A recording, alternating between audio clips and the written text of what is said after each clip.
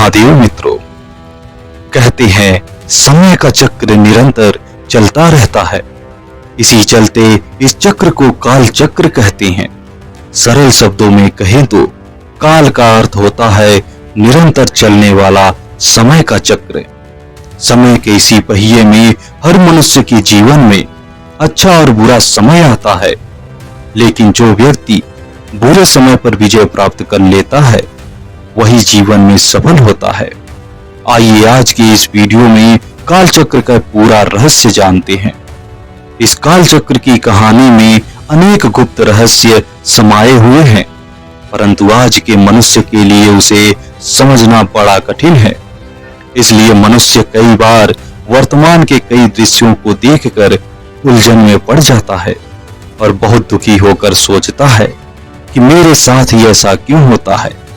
तीनों कालों के बारे में न जानने के कारण वह भगवान को भी नहीं छोड़ता है और कहता है कि भगवान मेरे साथ ही ऐसा क्यों कर रहे हैं।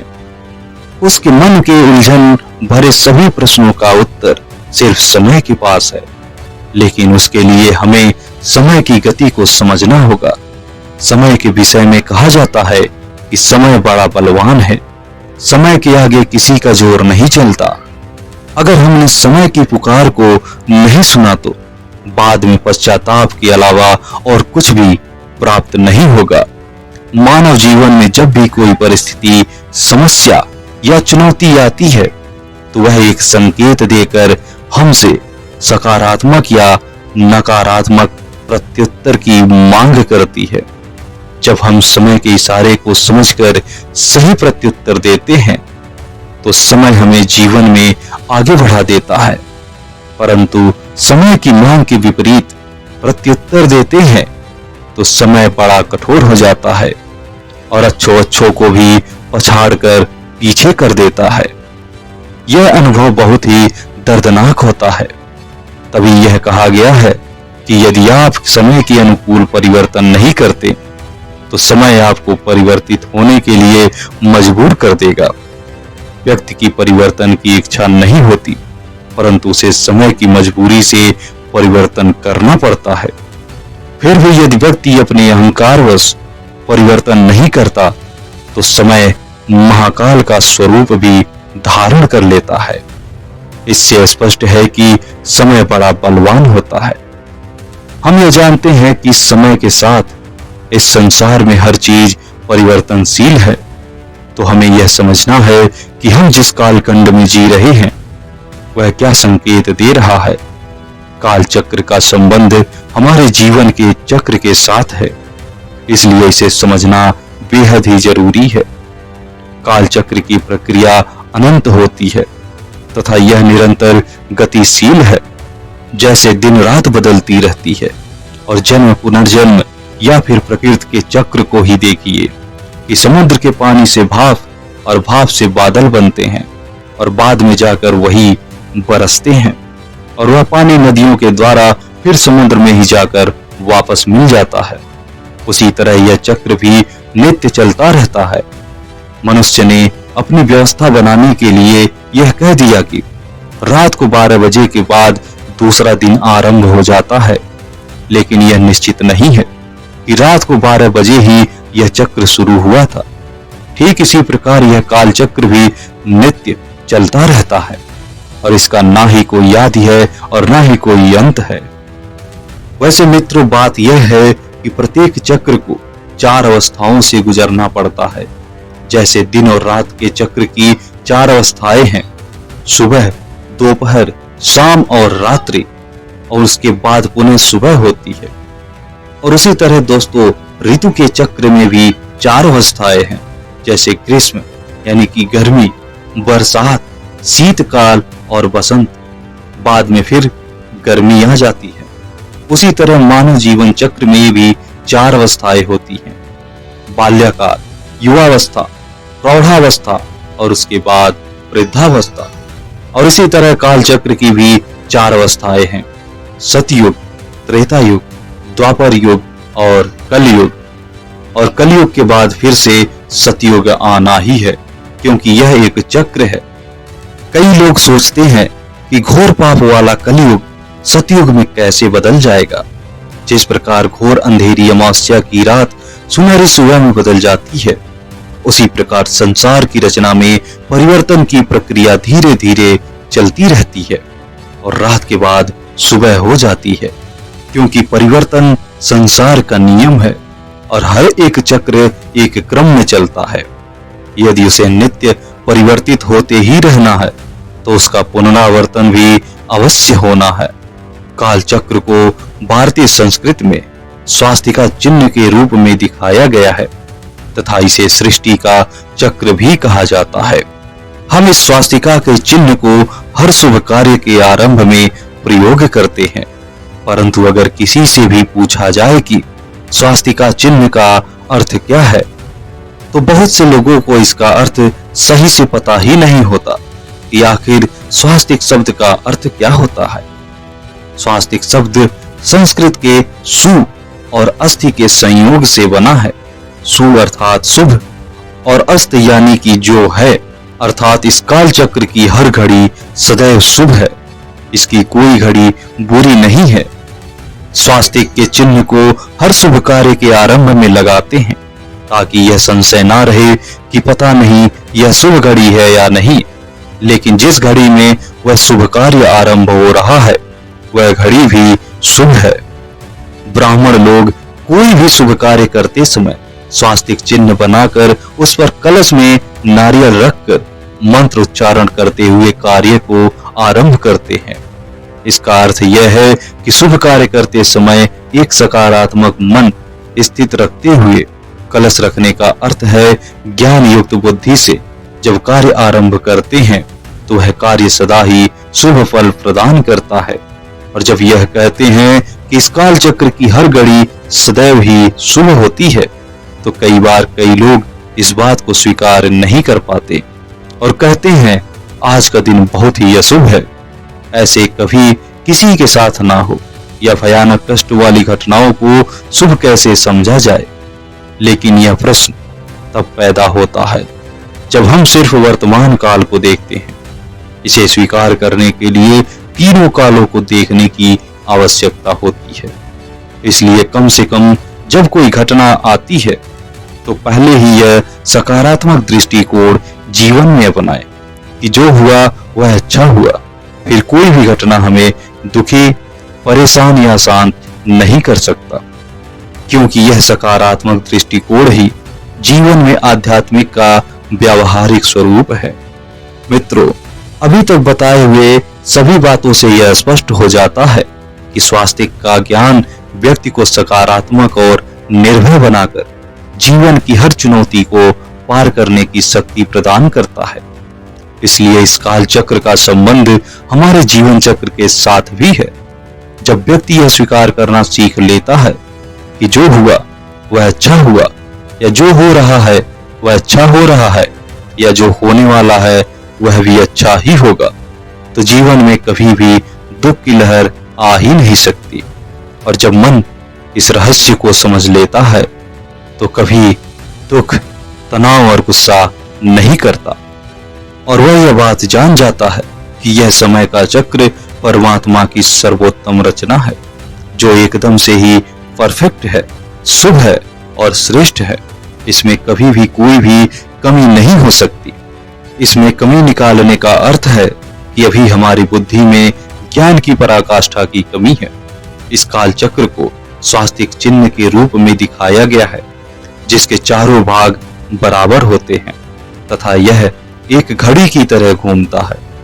इसकी शुरुआत कब हुई यह तो पता नहीं, लेकिन जैसे दिन और रात की शुरुआत का पता नहीं होता, फिर भी उसका पहला पहर सुबह को माना जाता है, वैसे ही इस काल चक्र का पहला पहर सतयुग को माना जाता है। काल चक्र के पहले प्रहर की शुरुआत स्वास्तिक के दाहिना हाथ से होती है, जिसे शुभ माना जाता है। इसलिए कोई भी कार्य दाहिने हाथ से ही किया जाता है। स्वास्तिक का अर्थ दाहिने ओर से आशीर्वाद की तरह है, जो इस बात का सूचक है कि सतयुग में सभी आत्माएं परमात्मा से आशीर्वाद की प्राप्ति से संपन्न थे, इसलिए उन्हें भगवान के रूप में जाना जाता है। सतयुग से पहले कलयुग था और कलयुगी पतित मनुष्यों को अपने समान पूजनीय बनाया था। काल चक्र के आरंभ सतयुग में संपूर्ण सत्यता व्याप्त थी। असत्य का नामो निशान नहीं था। वहां एक मत, एक भाषा, एक धर्म और एक दैवी राज्य था। देवताओं को सूर्यवंशी भी कहा जाता है, अर्थात जैसे सूर्य संपन्न है, उसकी कला कभी नहीं घटती ना ही बढ़ती, वैसे ही इस युग में देवी देवता, पशु पक्षी और प्रकृति अपने संपूर्ण पवित्र सतो प्रधान स्वरूप में स्थित थे। उस दुनिया में श्री लक्ष्मी और श्री नारायण का राज्य था। इसलिए श्री नारायण के साथ एक शब्द जुड़ता है, सत्य नारायण या सूर्य नारायण, जिसका तात्पर्य है कि श्री नारायण सतयुग के महाराजा थे और सूर्यवंशी थे। श्री लक्ष्मी, श्री नारायण ही आदि सनातन देवी देवता, धर्म की महाराजा महारानी थे। कालचक्र का यह समय वही स्वर्ण काल था जिसको आज तक सभी धर्म वाले अलग अलग नामों से याद करते हैं। जैसे किसी ने स्वर्ग या वैकुंठ कहा तो किसी ने जन्नत या बहिष्ट कहा, ऐसे अनेक नामों से यह युग जाना गया। धीरे धीरे समय का पहिया घूमता है और सतयुग बीत जाता है। अब कालचक्र का दूसरा प्रहर शुरू होता है, जिसे त्रेता युग कहा जाता है, जहां स्वास्तिक की दाहिनी भुजा नीचे की ओर झुक जाती है। त्रेता का अर्थ है जहां थोड़ी त्रुटि अर्थात कमी आ जाती है। जहां सतयुग में देवी देवता 16 कला संपूर्ण थे, वहीं त्रेता युग में 2 कला नीचे उतर आती है। हालांकि उनकी पवित्रता की आभा में कोई ज्यादा अंतर नहीं आता, परंतु जैसे संपूर्ण चंद्रमा को 2 दिन बाद देखो तो उसकी रोशनी में कोई अधिकतर अंतर नहीं आता, फिर भी उसे थोड़ा खंडित माना जाता है। उसी प्रकार देवताओं की सतो प्रधानता के तेज में अंतर आ जाता है। उसी प्रकार देवताओं की शक्ति प्रधानता के तेज में थोड़ा अंतर आ जाता है। अब वे शक्ति प्रधान से शक्ति की अवस्था में आ जाते हैं। पवित्रता, सुख, शांति, समृद्धि इस प्रहर में भी रहती है। इसलिए इस युग को भी स्वर्ग ही माना जाता है। इस युग में राज करने वाले भगवान श्री राम और माता सीता जी थे। कई बार लोगों के मन में यह प्रश्न जरूर उठता है कि देवताओं ने ऐसे कौन से कर्म किए जो उनकी कला कम हो गई। यहाँ कोई कर्म करने की बात नहीं है, लेकिन संसार और प्रकृति का एक नियम यह है कि परिवर्तन एक नित्य प्रक्रिया है। विज्ञान में उष्म गति का दूसरा सिद्धांत जो एंट्रोपी है, वह यही दर्शाता है कि इस संसार में पहले हर चीज सुव्यवस्थित होती है और फिर सुव्यवस्थित स्थिति से अस्त व्यस्त हो जाती है। जैसे संपूर्ण खिला हुआ चंद्रमा पूर्णमासी में एक घड़ी रहता है, दूसरी घड़ी से फिर वह अमावस की ओर चलने लगता है। अर्थात कोई भी चीज एक ही अस्थायी स्थिति में नहीं रहती। ऐसे ही देवी देवता भी अपनी 16 कला वाली संपूर्ण स्थिति में सदा काल नहीं रह सकते। धीरे धीरे उनकी कला का कम होना एक स्वाभाविक प्रक्रिया है, क्योंकि सृष्टि रूपी नाटक में विभिन्न रोल निभाते निभाते आत्मा की शक्ति का क्षीण होना भी एक कुदरती प्रक्रिया है। जब कालचक्र का आधा समय बीत जाता है, फिर इसका तीसरा भाग शुरू होता है। स्वास्तिक का हाथ दाईं से बाईं ओर मुड़ जाता है। यहाँ सत्यता और एकता समाप्त होने लगती है, जिसे द्वापर युग कहते हैं। द्वापर का अर्थ है जहां से 2 पुर आरंभ होते हैं। एक धर्म सत्ता और दूसरी राज्य सत्ता दोनों अलग होने लगते हैं। अब सत्यता के साथ असत्य भी जीवन में आने लगता है। ब्रह्मा का दिन समाप्त हुआ और ब्रह्मा की रात्रि का समय शुरू हुआ। शास्त्रों में यह वर्णन है कि देवी देवता वाम मार्ग में गए। वाम मार्ग अर्थात अपने दिव्यता के मार्ग से विकृत मार्ग या विषय विकारों के मार्ग पर मुड़ गए। सतयुग त्रेता युग की अद्वैत भावना समाप्त हो जाती है और द्वैत भावना के कारण आपस में मतभेद आरंभ हो जाता है और मतभेद के कारण ही दुख, अशांति आरंभ हो जाती है। और तभी कहा जाता है, दुख में सिमरन सब करे, सुख में करे न कोई। जो सुख में सिमरण करे तो दुख काहे को होए। इसका अर्थ यही है कि दुनिया में दुख इसलिए आया क्योंकि सुख अर्थात सतयुग त्रेता युग के समय में किसी ने परमात्मा को याद ही नहीं किया।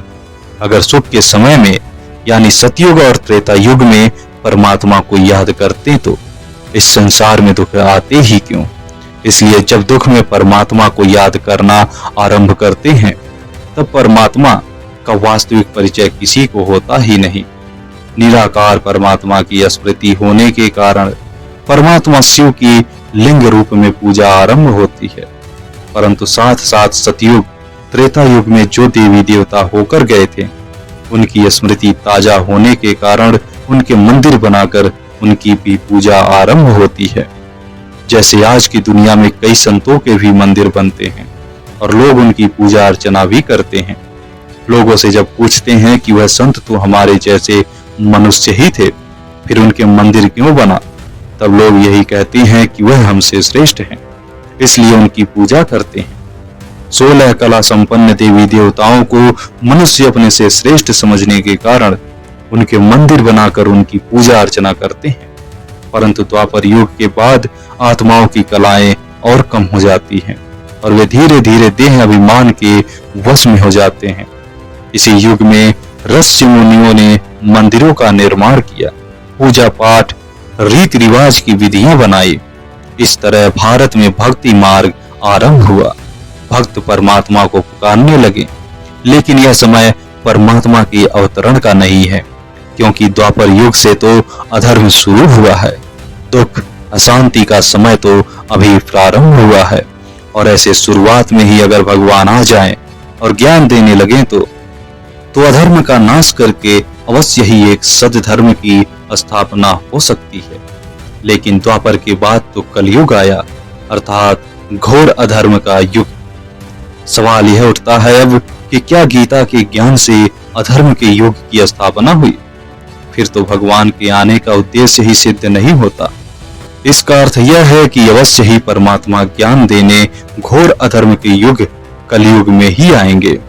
तब अधर्म का नाश कर सत धर्म यानी कि सनातन धर्म की पुनः स्थापना करेंगे, तभी उनके आने का उद्देश्य सिद्ध होगा। परंतु मनुष्य आत्माओं ने परमात्मा को पुकारा तो उन भक्तों की पुकार को अनसुना भी तो नहीं कर सकते। इसलिए द्वापर में कुछ महान आत्माओं का जन्म संसार में होता है जो परमात्मा का संदेश लेकर आते हैं। सबसे पहले इब्राहिम आए जिन्होंने इस्लाम धर्म की स्थापना की। उसके बाद महात्मा बुद्ध आए जिन्होंने बौद्ध धर्म की स्थापना की, और फिर उसके बाद जीसस क्राइस्ट आए जिन्होंने क्रिश्चियन धर्म की स्थापना की। भारत में हर राज्य में किसी न किसी महान पुरुष का जन्म हुआ है।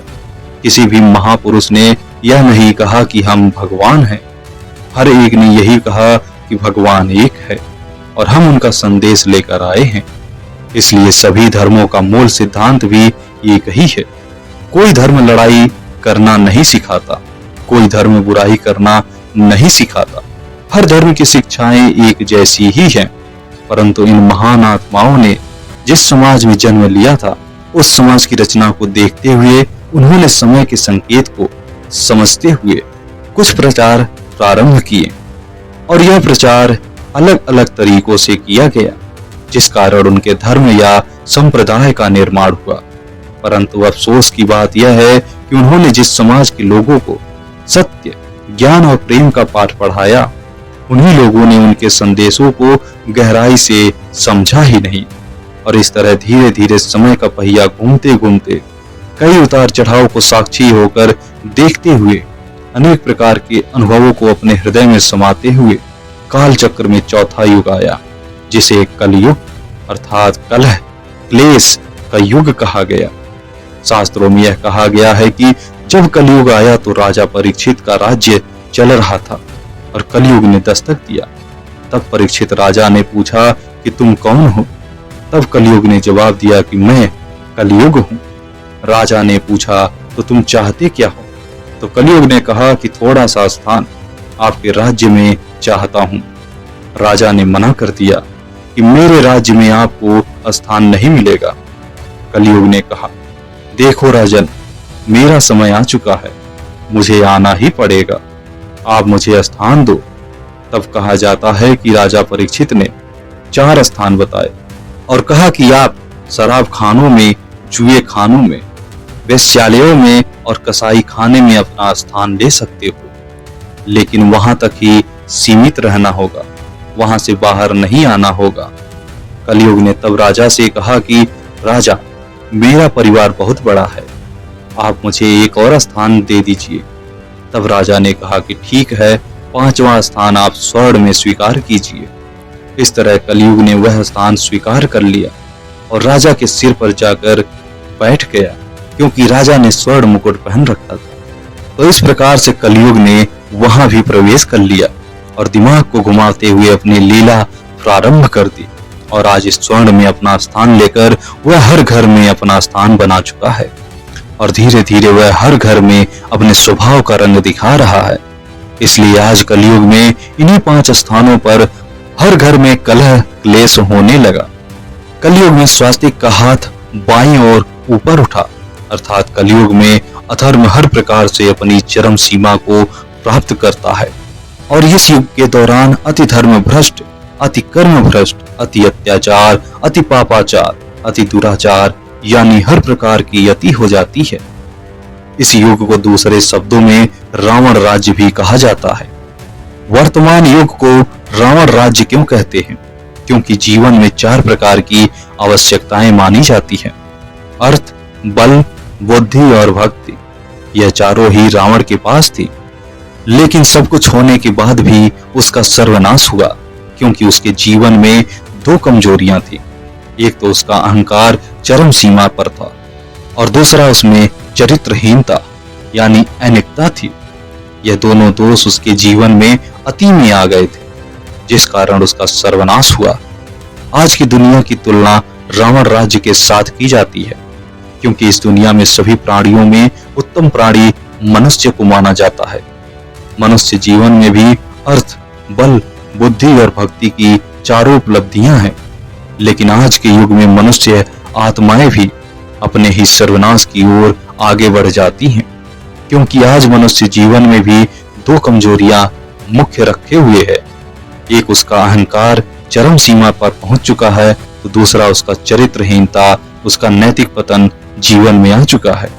इसलिए कहा जाता है कि आज की दुनिया भी रावण राज्य बन गई है।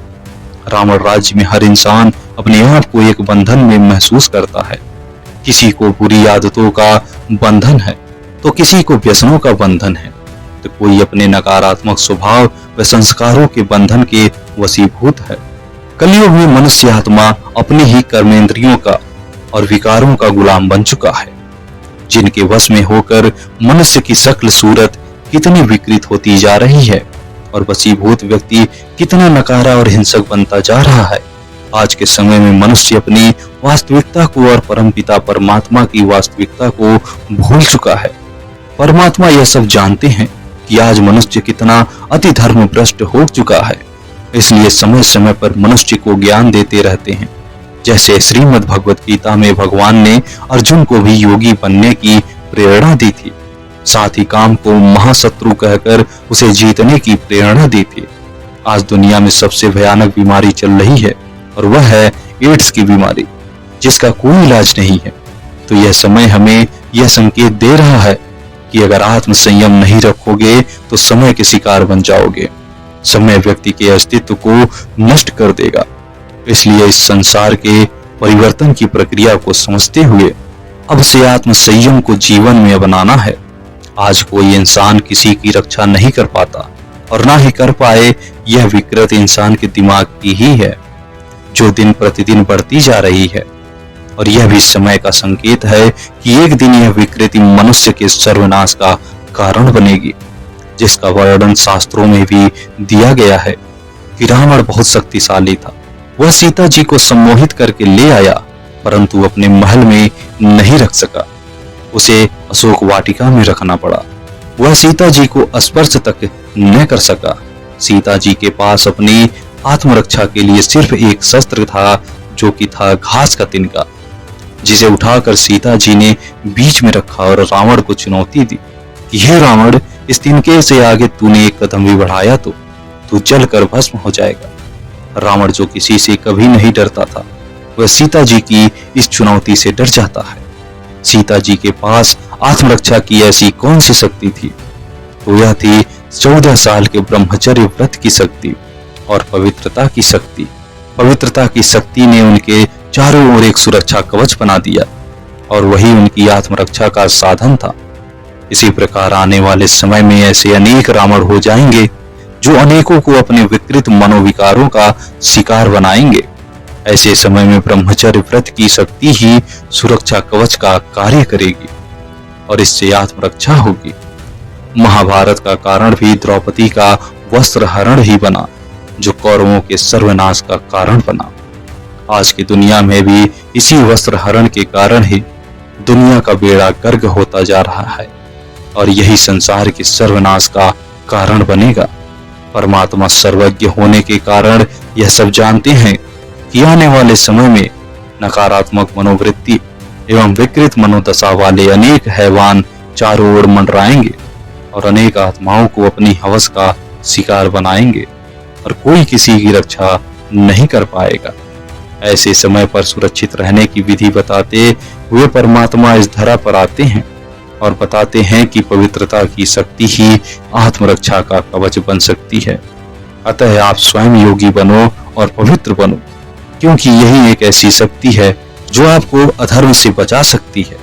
कई बार कई लोगों के मन में यह सवाल भी आता है कि ऐसे समय पर भगवान मदद क्यों नहीं करते?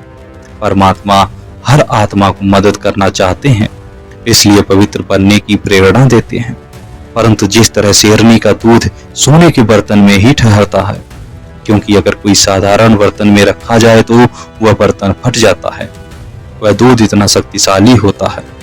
वैसे ही परमात्मा परम पवित्र हैं और सर्वशक्तिमान है, तो उसकी मदद को स्वीकार करने के लिए पवित्रता की पात्रता चाहिए ही। इसलिए सर्वशक्तिमान की शक्ति को प्राप्त करने के लिए आत्मा के अंदर ब्रह्मचर्य व्रत की शक्ति होना आवश्यक है, तभी परम पवित्र परमात्मा की मदद पा सकेंगे। इसलिए परमात्मा इस अंतिम परिवर्तन के समय में पवित्र बनने के लिए कहते हैं। पवित्रता की धारणा करने से कैसा भी मुश्किल समय हो, परमात्मा की मदद अवश्य ही प्राप्त होती है, क्योंकि दुनिया की सर्व आत्माएं परमात्मा की संतान हैं। कलयुग के अंत के बाद क्या होगा? शास्त्र के अनुसार जब कलयुग का पूरी तरह से अंत हो जाएगा, तब धरती पर जीवन की एक नई शुरुआत होगी। प्रकृति फिर से धीरे धीरे पूरी धरती पर फैल जाएगी। इंसान फिर से धरती पर जन्म लेगा और एक नए युग की शुरुआत होगी। और इस युग में ना तो कोई पाप होगा और ना ही कोई पापी होगा। सभी इंसान मिलकर रहेंगे और सात्विक जीवन जिएंगे। सब लोग परमात्मा का स्मरण करेंगे और एक दूसरे की भलाई करेंगे। सतयुग की अवधि दोस्तों 17,28,000 वर्ष होगी और इस युग में मनुष्य की आयु 4,000 वर्ष दर्ज होगी। चारों तरफ धर्म का साम्राज्य बढ़ जाएगा और पृथ्वी पर एक बार फिर से धर्म का बोलबाला होगा। लोगों के मन में एक दूसरे के लिए नफरत नहीं होगी। हर तरफ लोगों के मन में एक दूसरे के प्रति प्रेम और सद्भावना होगी। मानवता की पुनः स्थापना होगी और मनुष्य को परम ज्ञान की प्राप्ति होगी। इंसान भौतिक सुख के जगह मानसिक सुख पर ध्यान देंगे। इसके अलावा सतयुग में इंसान अपने तपोबल से ईश्वर की प्राप्ति कर सकेगा एवं भगवान से बातें कर सकेगा। और उस युग में मनुष्य का अपने शरीर पर पूर्ण नियंत्रण होगा तथा मनुष्य मात्र आत्मा के परमात्मा से मिलन से खुशी होगा। इसलिए सतयुग को सृष्टि का स्वर्ण युग भी कहा जाता है। तो मित्रों, आज की हमारी यह वीडियो यहीं पर समाप्त होती है। तो मित्रों, आपको यह वीडियो कैसी लगी कमेंट करके जरूर बताइए और अगर आप हमारे चैनल पर नए हैं तो चैनल को सब्सक्राइब अवश्य कर लें। तो मिलते हैं अपनी नेक्स्ट वीडियो में। धन्यवाद।